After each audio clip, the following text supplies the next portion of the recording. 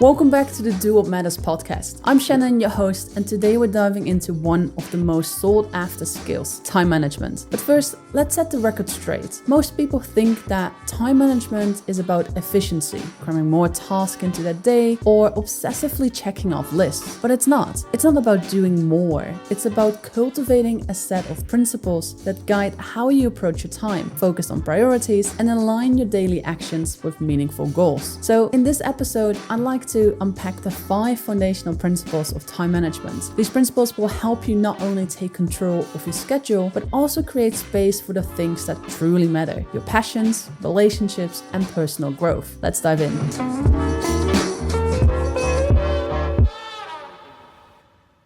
Principle number 1, turning vision into action. Principle number 1 is all about planning. It's about turning your vision into action. Planning is the cornerstone of effective time management. It's why you take your ideas, goals, and commitments and turn them into actionable steps. Without a clear plan, even the best intentions can get lost in the chaos of everyday life. Now, planning isn't just about writing lists or scheduling tasks. It's about creating a thoughtful system that allows you to focus on what truly matters while staying flexible enough to adapt when life throws you a curveball. Because let's be honest, it always does. A good way to think about planning is like following a recipe. If you try to bake a complex cake without instructions, you might have all the ingredients, but you'll likely end up with a mess. Planning gives you the recipe. It tells you what to do first, when to adjust, and how to bring everything together into something that works. Planning works in the same way. It gives you the recipe to achieve your goals by providing structure and clarity to your actions.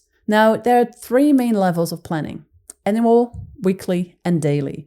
And each serves a different purpose. And together they create a system that helps you stay organized, focused, and adaptable. So let me break them down for you. So first there's annual planning, which is all about the big picture thinking, right? This is where you set your overarching goals for your year ahead. What do you want to achieve by the end of the year? Think of it as your personal roadmap. For example, I might decide at the start of the year that I want to grow the Happier Studio, finish a major chapter of my PhD, and complete a marathon. Like, these are big, ambitious goals, but annual planning helps me set the direction and prioritize what's most important. Okay, so next is weekly planning, which bridges the gap between those big annual goals and the day-to-day actions that make them happen. So every Sunday, I spend about 20 minutes mapping out my week.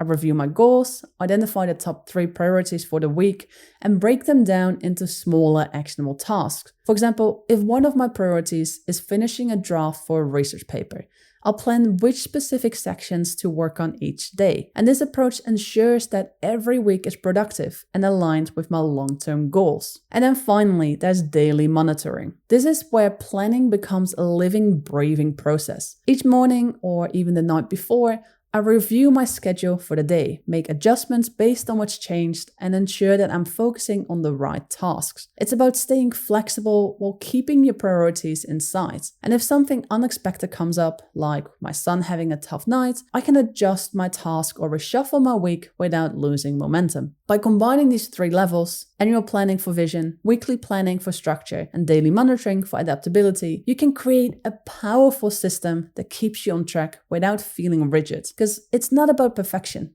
it's about progress. Now, an even better way to stay on track, especially when it comes to your bigger goals, is by planning quarterly instead of annually. The problem with yearly goals is that they often feel so distant and abstract that it's easy to lose focus. Like by March or April, most people have either given up, forgotten about their goals, or postponed them with the thought, I have the whole year to do this. Quarterly planning, on the other hand, breaks the year into manageable 3-month chunks. It allows you to focus on smaller, achievable milestones that keep you motivated and on track. For instance, instead of saying, I want to grow my business this year, you might decide, in the next 3 months, I'll write 5 new articles, launch a newsletter series, and grow my subscribers base by 10%. Moreover, it gives you a chance to reflect and recalibrate more frequently, making it much easier to course correct and stay aligned with your bigger vision. Okay, let's move on to principle number 2.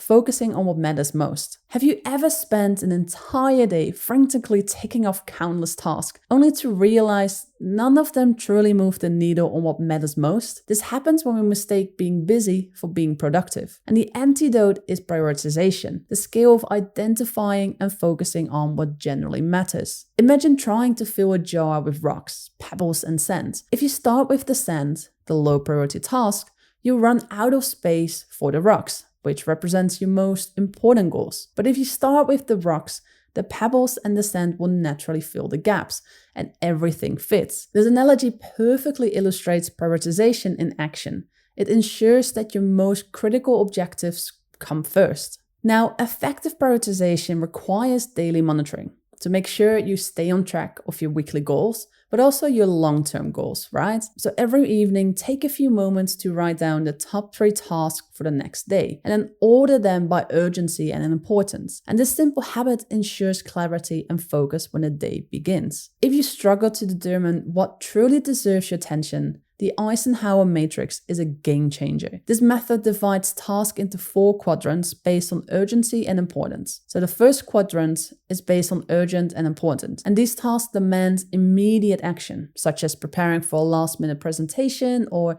addressing a pressing deadline. Handle these tasks first. Now the second is important but not urgent. These are the high-impact activities that align with your long-term goals, like strategic planning, skill development, or building relationships. Schedule time for this task. They're the foundation of meaningful progress. The third is about urgent but not important. These are tasks that feel pressing but don't significantly contribute to your success, like answering non-critical emails or handling routine administrative work. So you delegate these whenever possible. And then the fourth, they're neither urgent nor important. These are distractions that waste time and energy, such as mindlessly scrolling social media or binge-watching TV shows. Minimize or eliminate these entirely unless you're engaging with intention, such as a planned break. So what you should do is to focus the majority of your energy on important but non-urgent tasks. That's quadrant 2, because this is where true growth and transformation happen. These activities may not scream for your attention, but they deliver long-term rewards. So investing time here prevents crises from emerging and ensures you're building a life aligned with your values and goals. Because remember, prioritization isn't about doing more. It's about doing what matters most. And when you master this principle, you stop spinning your wheels and start making meaningful progress,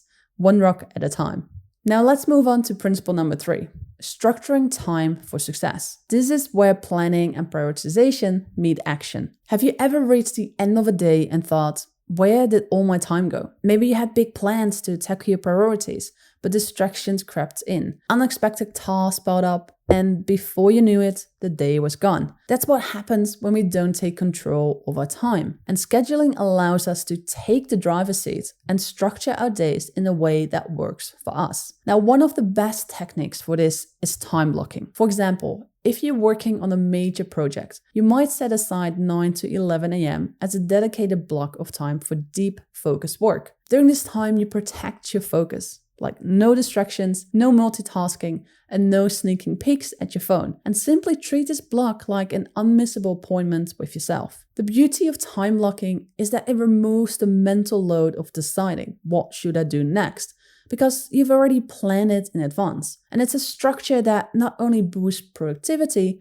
but also helps you stay on track even when things get busy. Now, another powerful technique is theming your days. Instead of cramming every type of task into every day, you assign a theme to each day of the week. For example, Mondays could be dedicated to administrative work, Tuesdays to creative projects, and Wednesdays to meetings or strategic thinking. And this approach eliminates the constant switching between tasks that can drain your energy and focus. And it allows you to fully immerse yourself in one type of work, which is not only more efficient, but also much less stressful. Now, it's equally important to block out time for the things that recharge you, for the things outside your work. And whether that's exercise, hobbies, spending time with loved ones, or simply relaxing. These moments aren't optional extras. that will keep you grounded, energized, and capable of tackling everything. So this should be your main priority. However, most people don't schedule these types of activities in the calendar and simply leave them up to chance. But as you can imagine, if you don't plan them in, they will not happen, and you probably end up laying on the couch binge watching a Netflix show instead. So next time, make sure you block out time in your calendar for the things that matters most to you. Maybe an hour in the morning for a workout, or reserve Sunday afternoons for time with your family. Even downtime deserves a place in your schedule. And when you're intentional about these moments, they become restorative instead of feeling like wasted time. Now, the fourth principle is a principle of time management that's often overlooked, but can make a world of difference.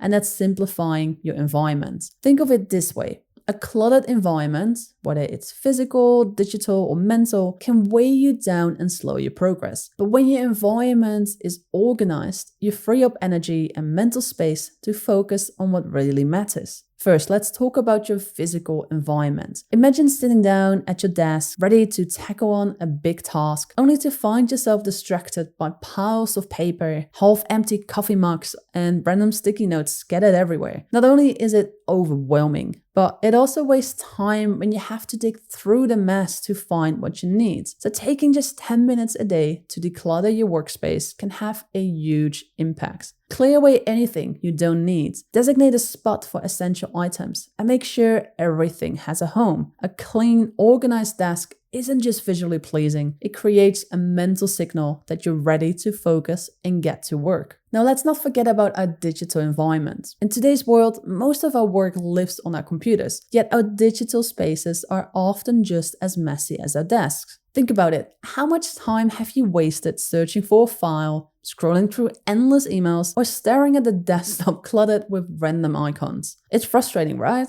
So the solution is simple. Take time to organize your digital files. Create folders for different projects. Name files clearly and delete what you don't need. And tools like Google Drive, Notion, or Evernote can be lifesavers for keeping everything streamlined and easy to find. A tidy digital workspace means less time spent searching and more time spent doing. But organization doesn't stop at your physical and digital spaces. It also extends to your mental environment. Let's face it, our minds can get just as cluttered as our desks. We're constantly juggling ideas, to-do lists, and random thoughts, which can leave us feeling scattered and overwhelmed. Now, one of the best ways to declutter your mind is by externalizing your thoughts, like keep a notebook, a journal, or use an app to jot down ideas, reminders, or tasks as they come to you. And this simple habit not only helps you stay on top of things, but also frees up mental space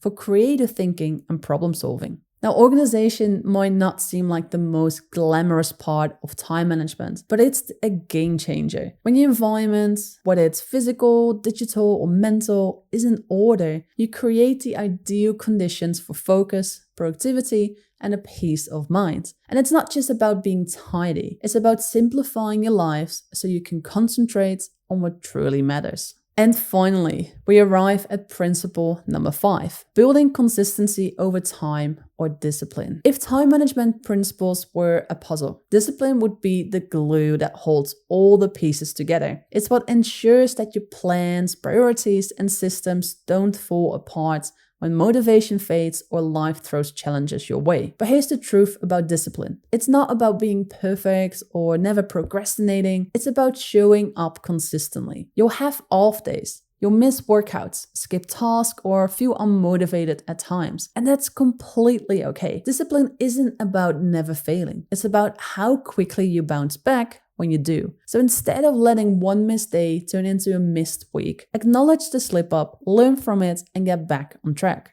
For example, let's say you've committed to a morning workout. The goal isn't to crush an intense hour-long session every day. The real goal is simply to show up. It's the act of showing up that builds the habit, not the intensity of the action. Now, one of the most effective ways to cultivate discipline is through accountability. When someone else is invested in your success, you're far more likely to follow through. So share your goals with a friend, family member, or coach who can check in on your progress. Another powerful strategy for building discipline is focusing on your identity rather than your outcomes. Instead of saying, I want to write a book, tell yourself, I am a writer. When your identity aligns with your goals, discipline becomes a natural extension of who you are. Writers write, athletes train, and healthy people make choices that support their well-being. So when you shift your mindset in this way, discipline becomes less of a chore and more of a reflection of your values. And there you have it, 5 principles that can transform how you manage your time: planning, prioritization, scheduling,